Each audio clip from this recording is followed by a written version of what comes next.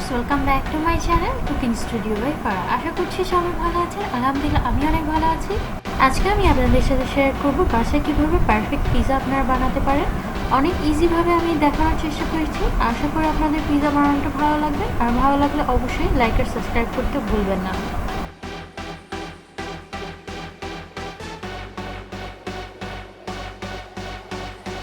প্রথমে আমি এখানে নিয়েছি হাফ কাপের মতো দুধ। এখানে আমি কুসুম গরম দুধ নিয়েছি। দুধটা বেশি গরম হওয়া যাবে না, দুধটা একদমই হালকা কুসুম গরম হতে হবে। এখানে দিয়ে দিলাম 1 টেবিল চামচ ইস্ট।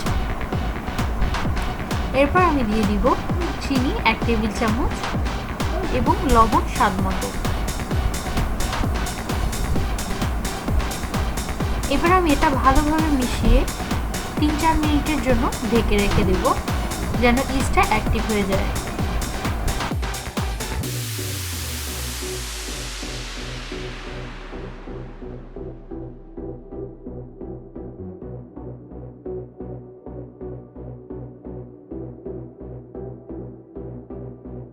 ইস্টটা অ্যাক্টিভ হওয়ার জন্য রেখে দিয়েছি।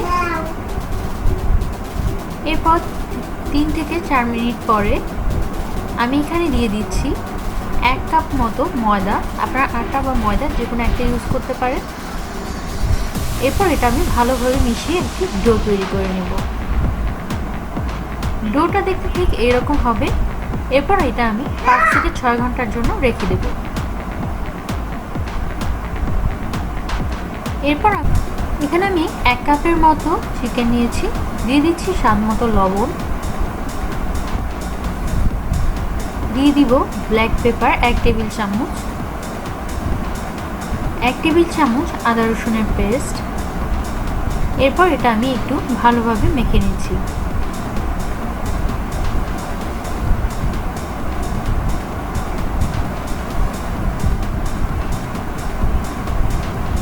মাখানো হয়ে গেলে এরপর আমি দিয়ে দেব সয়া সস 1 টেবিল চামচ। আবারও আমি একটু ভালোভাবে মিশিয়ে নিচ্ছি।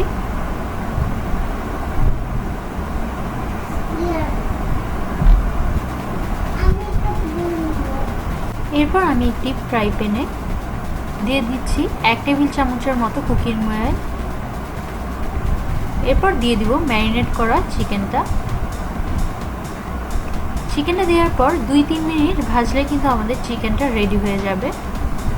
যেহেতু এটা বেক হবে, এটা ওভারকুক করার কোনোই দরকার নাই।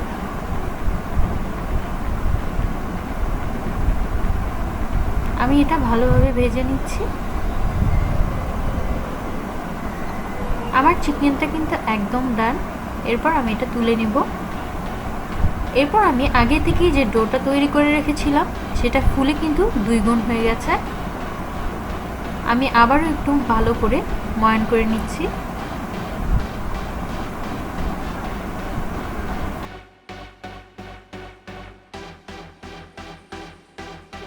এরপর আমি এখানে একটু ময়দা ছিটিয়ে দিচ্ছি।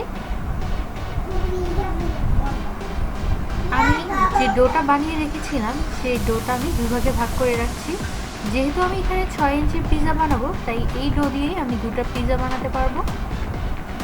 এরপর আমি এটা আস্তে আস্তে হাত দিয়ে ঘুরিয়ে ঘুরিয়ে রুটির শেপে করে নিচ্ছি। এটা আমি বেলুন ইউজ করছি না।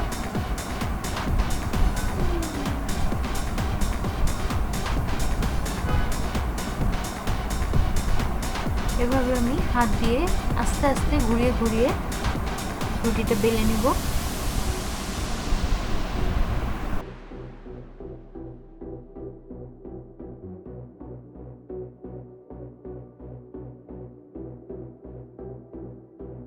আমার পিৎজার রুটিটা কিন্তু দেখতে ঠিক এরকম লাগবে।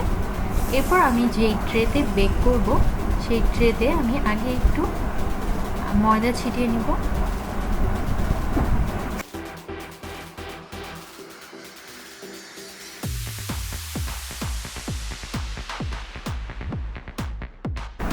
আমি ময়দাটা একটু ভালোভাবে ছড়িয়ে দিচ্ছি। এরপর আমি রুটিটা একটু ভালোভাবে বসিয়ে দেব আর চারিদিকে একটু টান টান করে দিব। রুটিটা যখন বেক হয়ে যাবে তখন কিন্তু একদম এই প্লেটের সাইজেই হয়ে যাবে, তাই টেনশনের কোনো কারণ নাই। ছড়িয়ে দিয়েছি। এরপর আমি একটি কাঁটা চামচের সাহায্যে একটু এভাবে করে দিচ্ছি যেন পিৎজার সসটা একদম ভিতর পর্যন্ত যায়।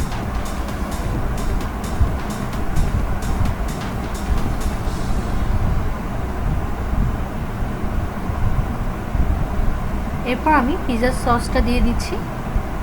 পিৎজার সস কিন্তু আপনারা বাসায়ও বানাতে পারেন, আবার কিনেও আনতে পারেন। এখন সব কিছুই রেডিমেড পাওয়া যায়। আপনারা এখানে টমেটো সস বা কেচাপও ইউজ করতে পারেন। এটা আমি ভালোভাবে ছড়িয়ে দিচ্ছি।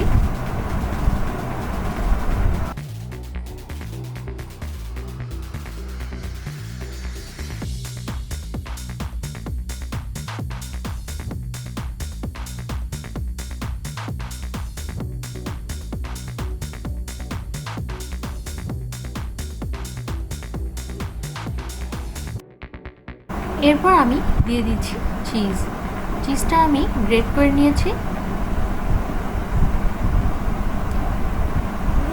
আপনারা আপনাদের পছন্দ মতো চিজ দিবেন, যতটুকু আপনারা খেতে পছন্দ করেন। যদি কম খেতে পছন্দ করেন তাহলে কম দিবেন, বেশি খেতে পছন্দ করলে আপনার পছন্দ অনুযায়ী দিতে পারেন।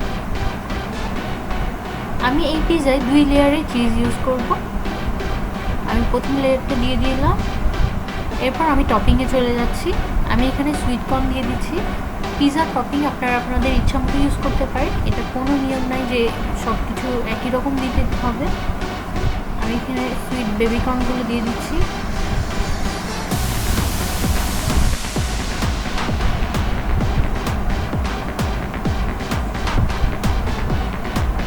এরপর আমি দিয়ে দিব মাশরুম।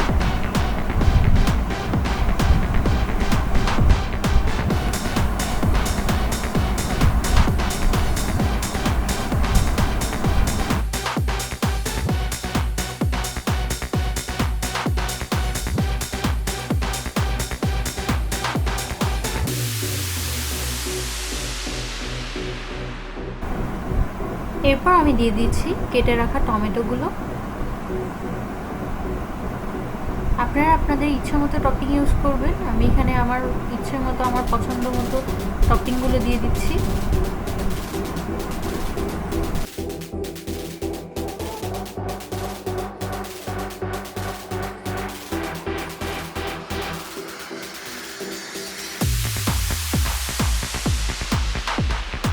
এরপর আমি সসেসগুলো দিয়ে দিচ্ছি।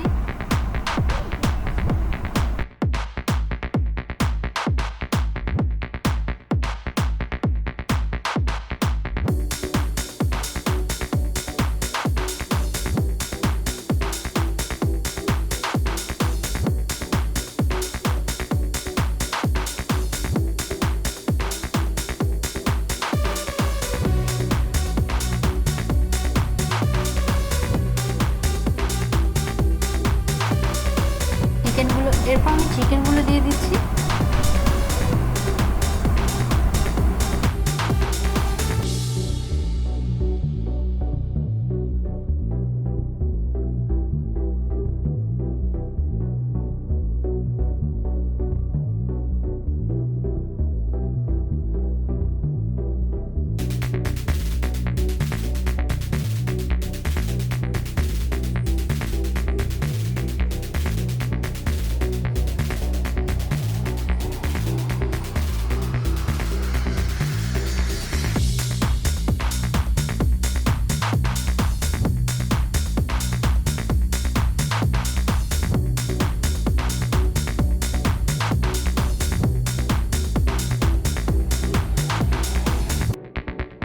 আমার সব টপিং দেওয়া শেষ। এরপর আমি দিয়ে দিব সেকেন্ড লেয়ারে চিজ। আমি আবারও চিজগুলো দিয়ে দিচ্ছি। যেহেতু চিজ আমার অনেক পছন্দ, আমি একটু বেশি করেই দিয়ে দিচ্ছি।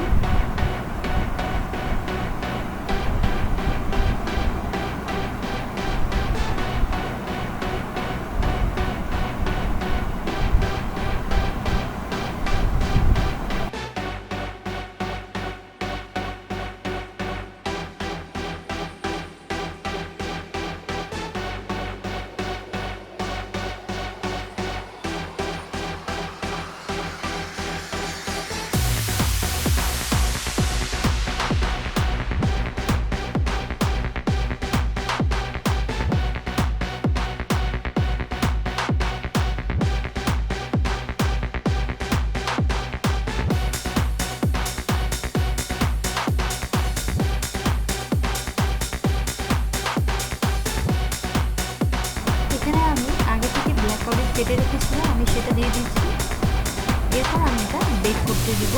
আমি 180°C আগেই 10 মিনিটের জন্য প্রিহিট করে রেখেছিলাম। আমি এটা 15 মিনিটের জন্য ওভেনে দিয়ে দিব। 15 মিনিট পর আমার পিৎজা একদম রেডি হয়ে যাবে।